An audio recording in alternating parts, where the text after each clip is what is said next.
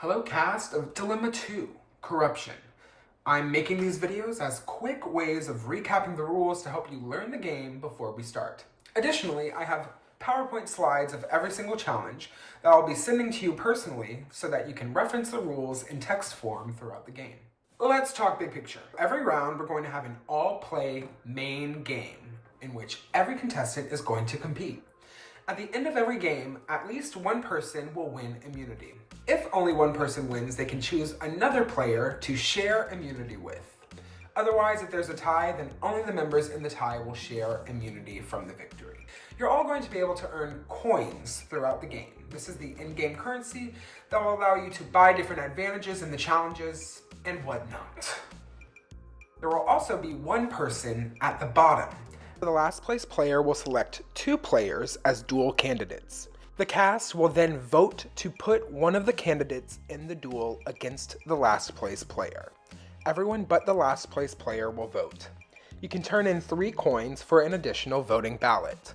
If there's a tie, the last place player breaks the tie. The 2 bottom players will then face off in a duel. The winner stays in the game, the loser goes. In the elimination duel, the winner will take the coins of the loser. If there is a tie for last place, the winning player or players will break the tie. Any games that end in a tie between all players will be broken by the coin count each individual player has. Any other tie situations where the standard rules do not work, we will revert to the coin count of the players at play in the tie.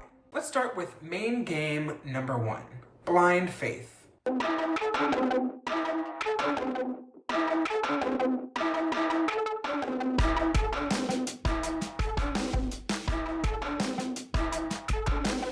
All of you are about to receive 10 numbered cards, numbered 1 through 10.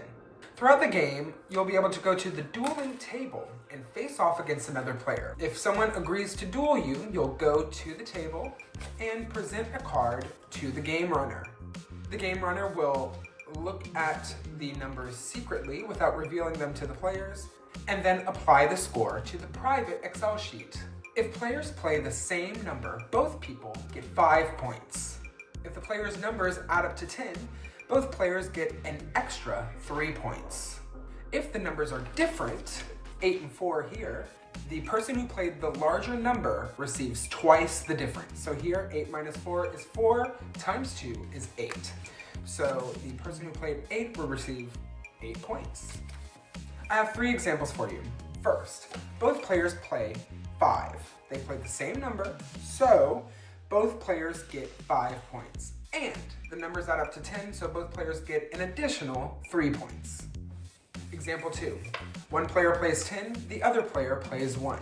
The difference between the two is 9, times 2 is 18. So the player who played 10 gets 18 points. The other player gets nothing. Next example, one player plays 8, the other player plays 2. The difference between the two is 6 times 2, 12. The person who played 8 gets 12 points, and both players receive 3 points for adding up to 10. The main catch to this game is that scoring is blind, so you can make whatever deals you want going into the dueling ring, but you will not know what actually happened until we reveal the final scores. The results of individual duels will never be revealed. The player with the highest score receives 3 coins and immunity to share with another player. The player with the lowest score goes into the duel and must drag someone with them.